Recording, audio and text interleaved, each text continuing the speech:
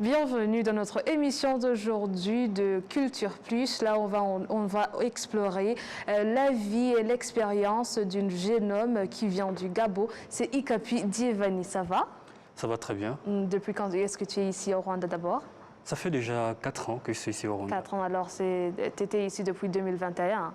Ouais, je suis arrivé en mai 2021. Ouais. Et pour votre information, Brice, il a déjà choisi de poursuivre ses études de journalisme ici au Rwanda, mais aussi pour le moment, il a déjà son propre émission radio sur l'université. Est-ce que, d'abord, qu'est-ce qui t'a poussé de poursuivre tes études ici au Rwanda? Ce qui m'a poussé à venir étudier au Rwanda, c'est la structure que le Rwanda a mis en place pour les formations universitaires, qui est devenue une référence au niveau de la sous-région africaine. Le cadre est propice pour apprendre. Et aussi, il y a plusieurs formations. Tu peux retrouver la formation que tu veux faire en économie, en technologie et aussi en journalisme.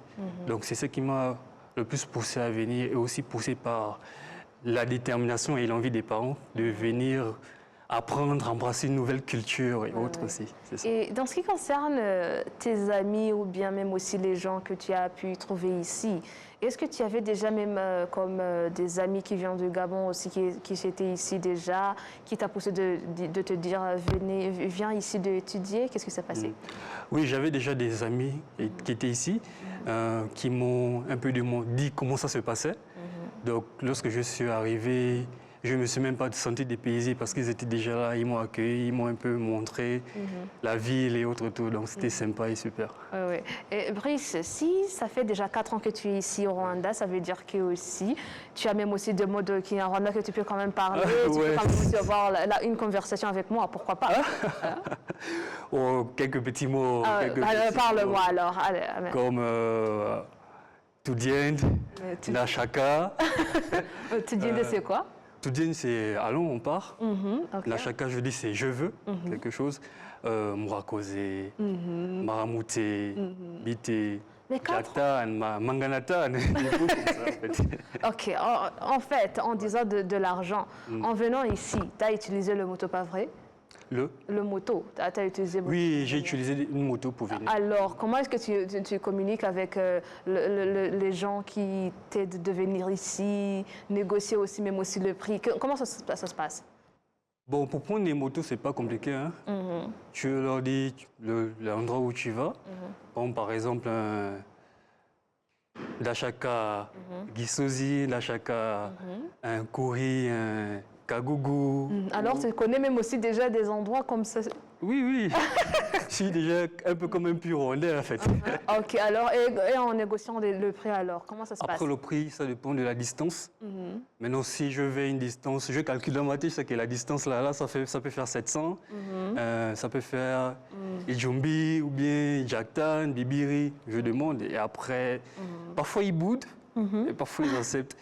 Et quand ils boudent, bon, ok, on augmente un peu Bibiri ou bien on dit encore. C'est un peu ça. Et alors, j'aimerais bien savoir, qu'est-ce qui t'a poussé de poursuivre la carrière de journalisme dans ton... Ok, ouais. Quand j'étais petit, je regardais les informations avec ma maman et on montrait beaucoup un aspect négatif sur l'Afrique. Une Afrique où il y a la pauvreté, où il y a la guerre, où il y a la misère, où il y a l'insalubrité. En réalité, ça ne reflétait pas vraiment la réalité de l'Afrique que nous voyons. Donc c'est ça qui m'a poussé à vouloir faire le journalisme pour montrer un autre visage de l'Afrique. Que l'Afrique est une terre où on peut prospérer, une terre de paix, une terre où jeune, grand peut prospérer, où il y a la technologie, où les jeunes sont ambitieux, où les gouvernants mettent des choses en place pour pouvoir permettre à ce que la population vive en paix et joyeuse. Donc, et aussi parce que j'aime la communication, j'aime partager, j'aime aller interviewer les autres, voir ce qu'ils font. Et c'est un peu ça. Et dans ce qui concerne ton émission radio, comment ça se passe? Est-ce que c'est même aussi facile de collaborer de deux, d'être étudiante à l'université aussi, juste après tes études. Tu as une radio-émission que tu dois poursuivre aussi. Comment ça se passe? L'émission s'appelle Grand Débat Talk Show. Alors, c'est déjà un débat qui veut dire que tu as l'obligation même aussi de préparer, de bien te préparer juste avant. Donc, comment ça se passe? En semaine, l'émission se passe le jeudi. Donc, en semaine, on prend le mardi avec ma collègue Madou, que je salue. On prépare les sujets qu'on va présenter. Donc, dès qu'on se met d'accord sur les sujets, on essaie de contacter les invités, on les envoie les sujets. Et ensuite, le jeudi sur place, on fait l'émission tranquille. Et ça se passe très bien. J'aimerais bien que tu nous donnes comme un commentaire, ou bien comme ce que tu vois comme étudiant ici au Rwanda. Comment ça se passe? Comment tu trouves déjà l'éducation rwandaise? Comme je disais tantôt au début, le Rwanda a très bien structuré son éducation. Le système éducatif est très bien structuré. C'est que les plus petits déjà, du bas âge jusqu'au grand, ils vont à l'école. Et c'est déjà très bien pour un pays qui permet à ce que sa jeunesse puisse être éduquée. Donc je trouve l'éducation au Rwanda de bonne qualité et c'est très bon pour l'avenir et pour la jeunesse rwandaise d'être formée, d'être éduquée et autres tout.